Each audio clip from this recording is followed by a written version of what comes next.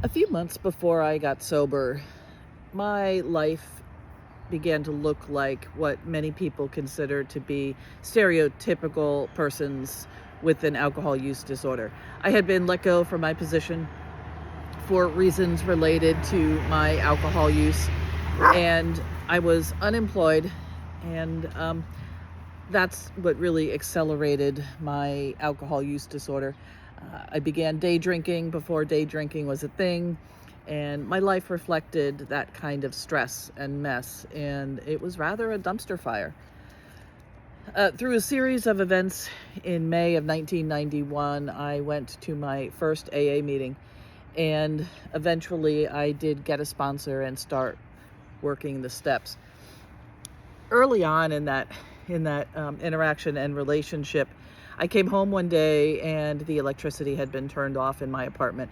I was sober. I was looking for work. I was doing many of the right things, but the details of my life had not caught up yet to some stability. And I was angry and resentful and disappointed because didn't the universe understand that I was working a program and getting my act together, and how dare they turn off the electricity? Well, I called my sponsor. Back then there were landlines, and that was working. So she suggested that I get my laundry together, get some quarters, take the AA big book, which is the text of AA, and a journal. And she said, go do your laundry. And before you start reading the big book, she said, I want you to write a gratitude list. I didn't want to write a gratitude list. I thought that was stupid. And I thought it was silly. And I thought, look, I don't have electricity. Why am I writing a gratitude list?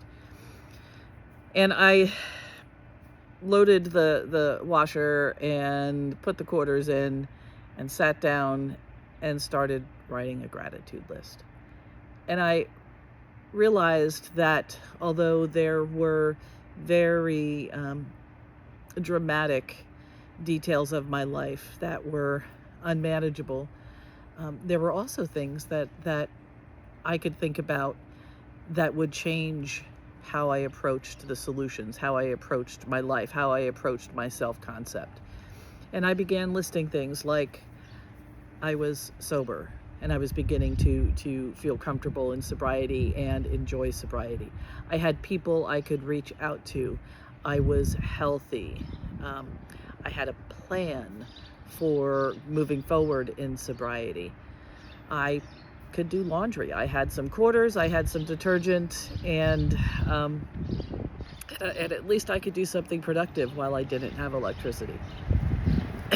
And so that was my first introduction to the power of gratitude, and how sometimes the only power we have is what we keep, bring into, nurture, and grow in our mind.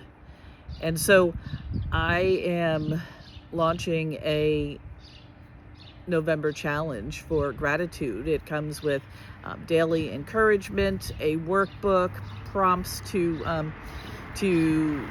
be a catalyst for reframing the way you think and the way you engage with the world, and the sometimes messy, challenging details of your life.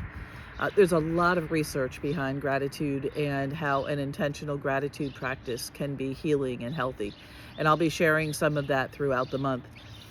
In addition, I am hosting a webinar on November 11th on how to have a plan to get through the holidays sober. It's a 1-hour webinar, and it comes with a workbook and some suggestions on how to build your toolbox on going through the holiday season.